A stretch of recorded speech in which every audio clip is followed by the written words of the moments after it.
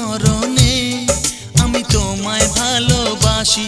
আমি তোমার ছায়া হয়ে রব তোমার পাশাপাশি।